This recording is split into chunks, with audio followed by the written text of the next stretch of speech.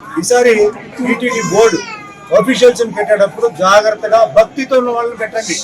అంతేగాని వాళ్ళు పలానా వాళ్ళు ఆ పార్టీ ఈ పార్టీ వీళ్ళకి హెల్ప్ చేయాలి వాళ్ళకి హెల్ప్ చేయాలి కాదు. ఆ దేవుడి మీద భక్తి ఉన్న వాళ్ళు, ఆ దేవుడు చుట్టూ ఉంటున్న వాళ్ళు, ఇలాంటి విషయాల్ని 24 hours చూస్తున్న వాళ్ళు, అలాంటి వాళ్ళు దయచేసి టీటీడీ బోర్డులో పెట్టండి. మళ్ళీ ఇలాంటి తప్పు జరగకుండా ఉండడానికి కఠినమైన పనిష్మెంట్ కావాలి, చాలా కఠినమైన పనిష్మెంట్ కావాలి. దయచేసి ఈ విషయం బట్టి కాంప్రమైజ్ చేయవద్దు. అందరూ మనం సహకరించాలి.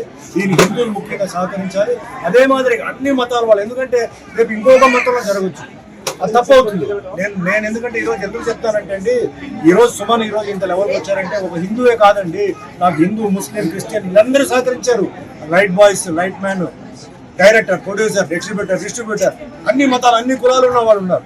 సో అందరినీ నేను మనసులో పెట్టుకుని చెప్తున్నాను, ఏ మతం అయినా ఏదైనా సరే వాళ్ళు తప్పు జరగకూడదు. ఈ విషయంలో కఠినంగా శిక్షించాలి. మంచి మార్గం మనకి రావాలి. ఆ దేవుడు అంటే నమ్మకం ఉండాలి, ఆ ప్రసాదం అంటే మనకు నమ్మకం ఉండాలి. ఆ విధంగా ఏం చేయాలంటే మీరు చేయండి. నా మద్దతు ఇప్పుడు ఈరోజు ఏంటంటే తిరుమల లడ్డు అండి. నేనేమంటానంటే తిరుమల లడ్డు వెరీ ఇంపార్టెంట్, కానీ అన్ని మతాల్లో మనకి ఏంటంటే చర్చ్, దర్గా ఉన్నాయి. అక్కడ అన్ని చోట్ల కూడా ఏంటంటే ప్రసాదాలు ఇవన్నీ చేస్తుంటారు.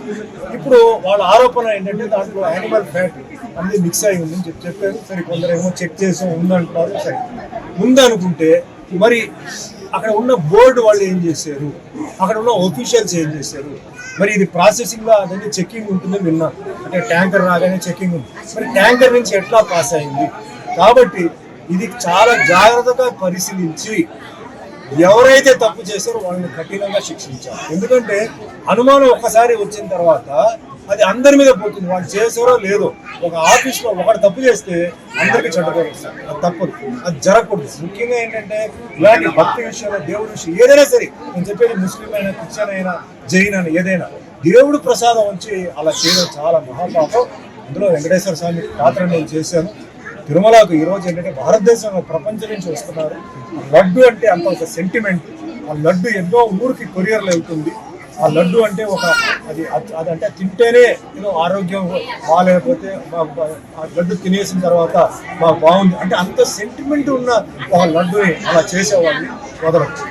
దీనికి నేను చెప్తున్నాను, దీనికి ఎంతైనా సరే అదే మాదిరిగా ఎన్నో బిల్లు పాస్ చేస్తున్నారు. పార్లమెంట్లో ఎన్నో బిల్లు పాస్ చేస్తున్నారు. నేనేం చెప్తానంటే మన భారతదేశంలో ఎన్నో మతాలు ఉన్నాయి. అంటే Hindu, Muslim, Christian, Sikh, Parsi, Jain, Buddhist.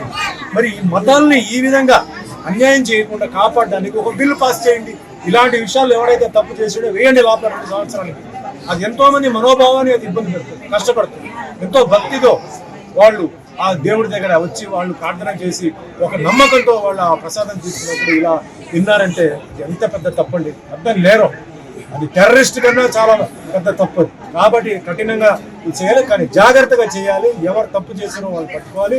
దీంతో పాటు ఎవరు దాంట్లో తక్కువగా ఉన్నారో వాళ్ళు కూడా వదలకుండా తీరు. ఎందుకంటే ఒక టీటీడీ బోర్డు ఉంది, ఆఫీషియల్స్ ఉన్నారు, చెకింగ్ ఇన్స్పెక్టర్ ఉన్నారు. ఇంత ఉన్నప్పుడు ఎలా జరిగింది?